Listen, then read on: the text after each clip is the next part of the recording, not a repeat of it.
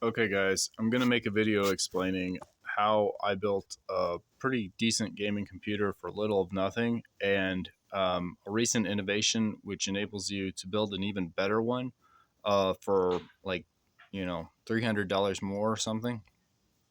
But I haven't had a chance to experiment with this yet, so various there's variations of it you can do. So I'm going to go through. First, I'm going to explain what I built, then how I modified it, then what I want to build, and different ways you can build it because there's a couple different possibilities. But I think what you'll find is for the price, this build is absolutely insane. And when people start putting together these builds, it'll probably catch on like wildfire all over the internet.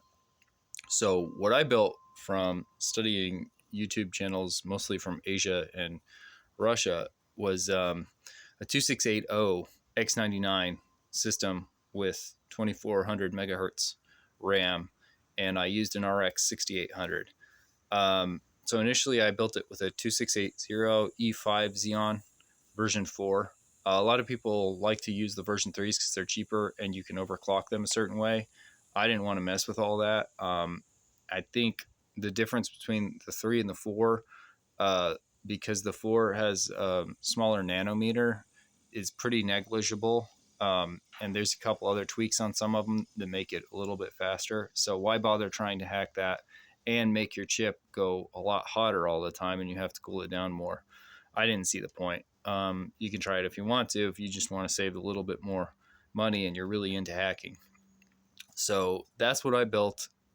I'm getting a close to 60 FPS in modern titles, meaning like Unreal Engine 5.3 games, without ray tracing on 1440p ultra wide. If I was doing plain 1440p and I was aiming for 60 FPS, which is about what I can see it about up to 70 personally, then that would be perfect. And that build is incredibly cheap. You can get the monitor, you can get an ultra wide 1440p for like $250 on Amazon. You can get the motherboard that I got on AliExpress was $40 X99 motherboard. I don't suggest the one I got though. I regret getting the really cheap one. In retrospect, I wish I would have sprung for the $70 one. I'm going to explain why in a minute. Uh, the CPU, the E5 2680 version 4, which was the initial one I got. That one was less than $15 on AliExpress. The RAM, 32 gigabytes of 2400, run me like $30 on AliExpress. The GPU, the RX 6800, not the XT variant, I got for $340 on eBay. It had a damaged box. I understand that you can get them for that price if you can find them now in a non-damaged box because it's been 6 months. So that's what I built. And uh, any modern game, it can run really good without ray tracing. If I try to use ray tracing, a couple titles will run okay. Most of them are unplayable with ray tracing. And that's how I started to think about this new build. Now, there's one other thing I'm going to say right here. You can install resizable bar on these motherboards if you want to use it, but it'll slow down your load times. So I didn't do that because I didn't want to maybe brick my motherboard and slow down my load times. But if you put resizable bar on my 1440p ultra wide, I would be getting over 60 consistently on Unreal 5 engine games, which is sick considering how old this hardware is and that I built this system for less than $750. Now then, 60 FPS, 1440p ultra wide, less than $750. It's doable if you do that resizable bar hack. Now, here is my idea. You get the bigger motherboard. I got the really tiny one. You get the one that's got more slots and it's got more room for more SSDs. What are they called? NVMe SSDs. Because I've actually got 3 of them, but I've only got room for 1 on my motherboard as it is. If you do that, you can fit in 2 GPUs. And if you buy an Intel A770 16 gigabyte GPU and put it in as a secondary, buy for your primary an 8 gigabyte 3060 NVIDIA, you can set this thing with Oh, I forgot to mention, I upgraded my CPU from 2680 to 2690 version 4. I'll come back to that. But if you build this thing, I would suggest 2690 version 4 or 2699A version 4. And then you can put those hacks if you want to with a resizable bar. That's up to you. Or you can try lossless scaling. Now, when I upgraded to 2690 version 4 on the Xeon E5, lossless scaling quit working for me. I've never been able to figure out why. It's not a big deal to me because one day I'll upgrade to a different, more traditional CPU, and then I'll be able to use lossless scaling, and it didn't cost anything anyway. But that's part of this build I want to talk about in a second. So here's how this works. Here's what I'm thinking. You can use 2690. I recommend 2699A version 4, but if you want to save money, the 2690, it'll bottleneck a little bit, but it's only like $40, whereas the 2699A is going to run you $200. And then when you're spending that much for $30 more, you could just go ahead and get a Ryzen motherboard and get a 5700 X3D to do this with. However, on the E5 Xeons, you have 40 lanes.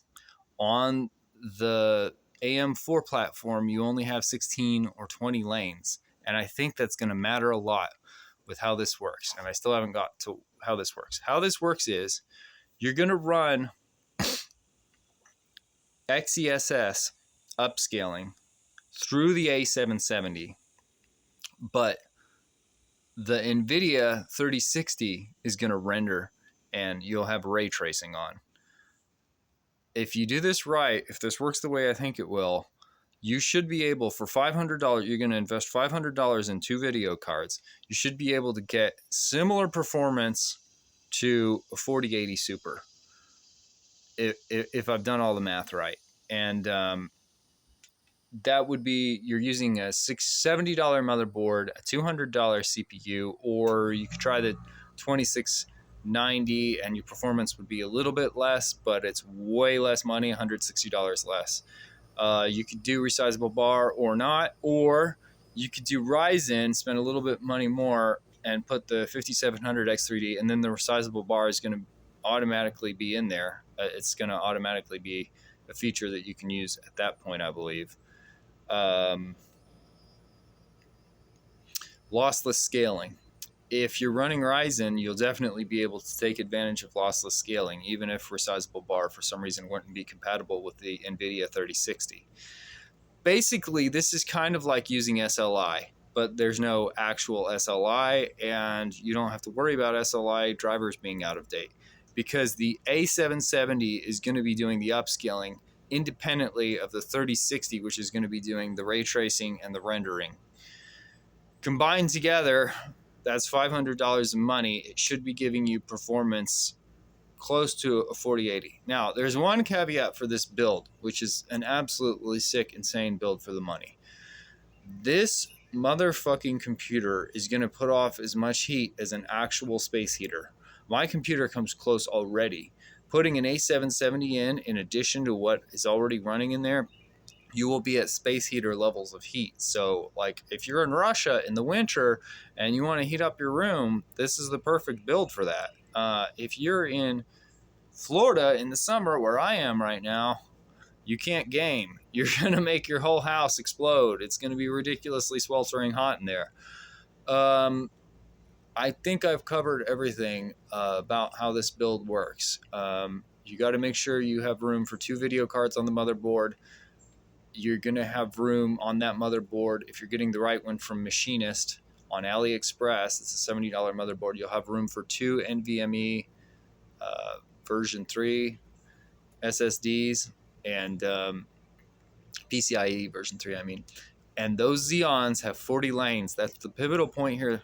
There's 2 things that make this build work and make this build absolutely insane. And this is what I realized that no one else realized. The one thing is those 40 lanes makes it where that CPU can easily multitask. Oh, because the 2699A version 4 has 22 cores, and you're going to want to disable hyperthreading no matter what you do.